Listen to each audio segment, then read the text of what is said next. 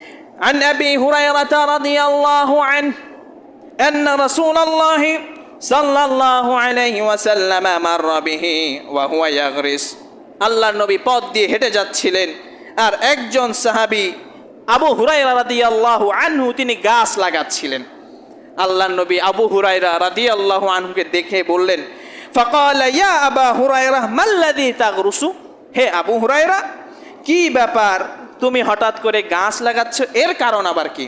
ক্বালা গারাসান লি ইয়া রাসূলুল্লাহ, হে আল্লাহর নবী এগুলো আমার গাছ তাই আমি লাগাচ্ছি। আল্লাহর নবী বললেন, আলা আদুল্লুকা আলা গারাসিন খায়রুন লাকা মিন হাদা, ও আবু হুরায়রা তুমি যে দুনিয়ার বুকে যে গাছ লাগাচ্ছ আমি কি এর থেকে উত্তম গাছের সুসংবাদ তোমাকে দিব না?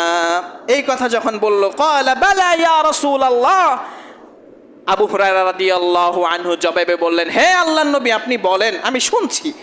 ক্বালা সুবহানাল্লাহি ওয়ালহামদুলিল্লাহি ওয়ালা ইলাহা ইল্লাল্লাহু আল্লাহু আকবার, তুমি যদি সুবহানাল্লাহি ওয়ালহামদুলিল্লাহি ওয়ালা ইলাহা ইল্লাল্লাহু ওয়াল্লাহু আকবার এই দোয়াটি পাঠ করো, ইউগরাসু লাকা বিকুল্লি ওয়াহিদাতিন শাজারাতুন ফিল জান্নাহ, প্রতিবার পড়ার কারণে প্রতিটি বারে এক একটি গাছ তোমার জন্য জান্নাতে রোপণ করা হয়ে যাবে।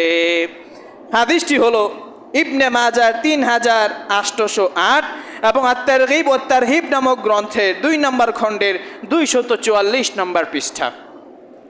তারপরে আরও একটি দোয়া আমরা প্রায় অনেকেই জানি কিন্তু গাফলতির কারণে